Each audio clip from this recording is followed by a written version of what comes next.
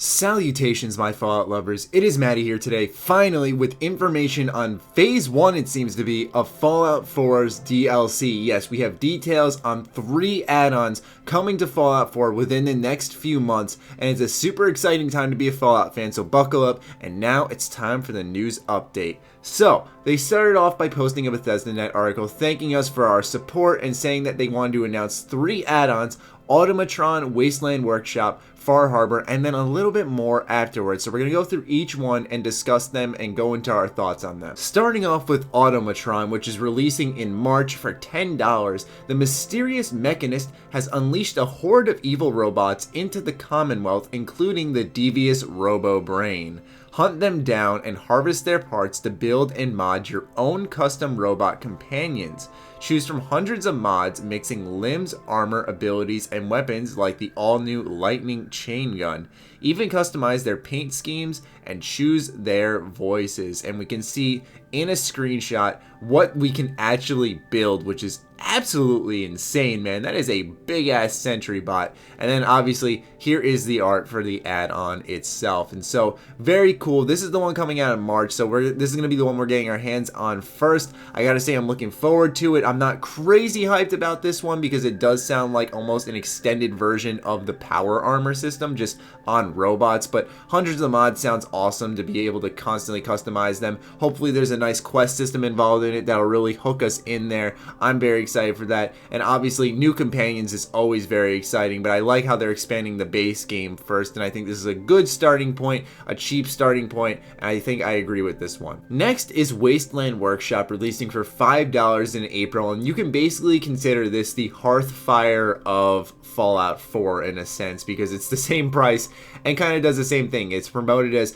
building your own arena of death while redecorating your home. And as we can see in the screenshot, we see someone in power armor getting ready to fight a caged deathclaw, and Bethesda describes it as, with the Wasteland Workshop, design and set cages to capture live creatures from raiders to deathclaws, tame them, or have them face off in battle, even against your fellow settlers. The Wasteland Workshop also includes a suite of new design options for your settlement, like Nixie tube lighting, letter kits, taxidermy, and more.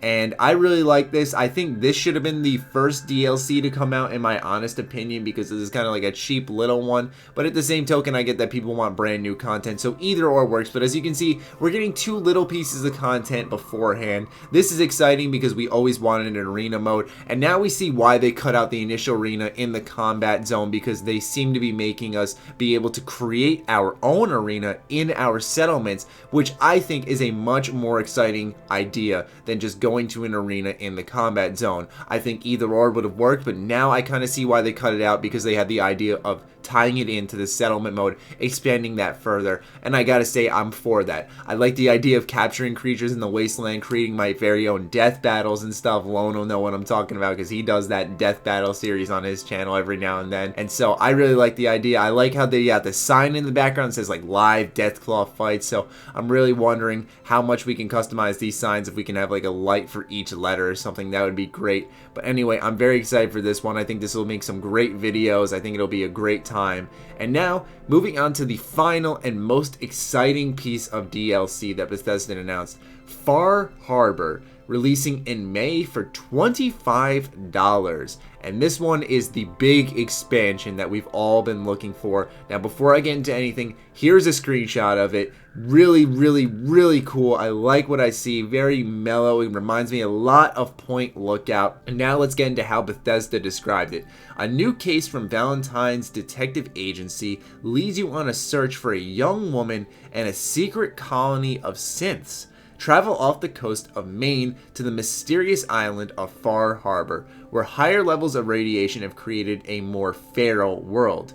Navigate through the growing conflict between the synths, the children of Adam, and the local townspeople. Will you work towards bringing peace to Far Harbor, and at what cost? Far Harbor features the largest landmass for an add-on that we've ever created, filled with new faction quests, settlements, lethal creatures, and dungeons. Become more powerful with new, higher level armor and weapons. The choices are all yours. So they really seem to be enforcing that choice, man, and they seem to be placing all these factions at the center of it, so I'm hoping that's what the focus is with this DLC, because this is the way to fix it, is to start adding role-playing as you kind of go along. In my opinion, they seem to have the right idea. I'm very excited to go to the coast of Maine. I was somewhat close. I said tri-state area, but I was a little bit off. But who knows, man? Maybe we'll eventually make our way there. But the coast of Maine sounds very exciting, very different, very non-Fallout in a sense. I wouldn't think Maine when I think Fallout. So we're going to be heading to Maine for the first time in the Fallout universe that I can think of,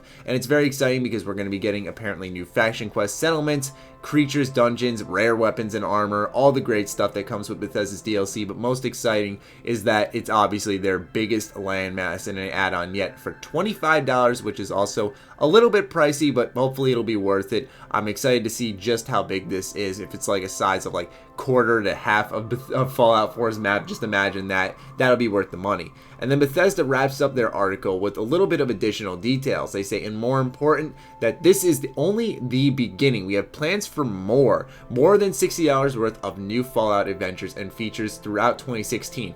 They go on to talk a little bit about the season pass, which I will be making a completely separate video on discussing that part. And then they say, want a chance to play these add-ons early? We'll be running closed betas for each of the add-ons for PC and console, and you can sign up right now on Bethesda Net. In order to apply, you'll need to create a registered Bethesda Net account. We'll be selecting applicants in the upcoming weeks. Players accepted into the beta will receive a code to redeem the content. The beta is the full version, complete with achievements, and those participating will not have to purchase the add-on. So basically, this is an opportunity to get DLC early. It's a very interesting way of doing it because they're calling it a beta, but they're like, yeah, it's the full version and you'll get it early with everything involved and you won't have to pay for it. But yeah, beta. I think it's just a way to get people to sign up to Bethesda Net, which I can completely understand. I'm going to do it, and I hope I get it early because that would help a lot. But nonetheless, this is your chance to get it early, so just head to Bethesda Net, sign up, and you guys are in. Next to that, they say, beyond add-ons, we'll be continuing to offer free updates for the game, including new features like the recent weapon debris for PC and increased draw distances for consoles, which I can vouch for as I've started more on my PS4 playthrough, and the console versions run so much better now. It's absolutely impressive.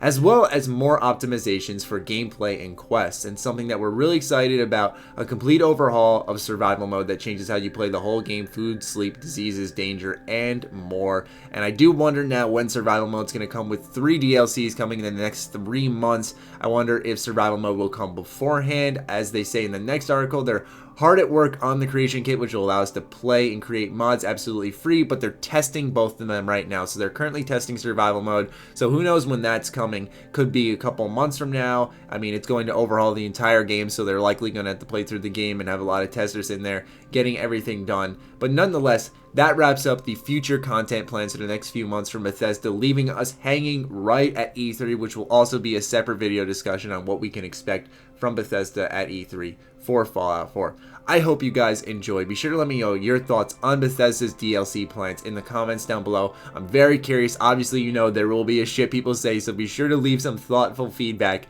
for Bethesda in the comments down below. Be sure to follow me on Twitter, like me on Facebook. The links are in the description. Other than that, check out sugarbomb.com, the place by Bethesda fans for Bethesda fans. Stay sexy, stay active. I love you all. Peace.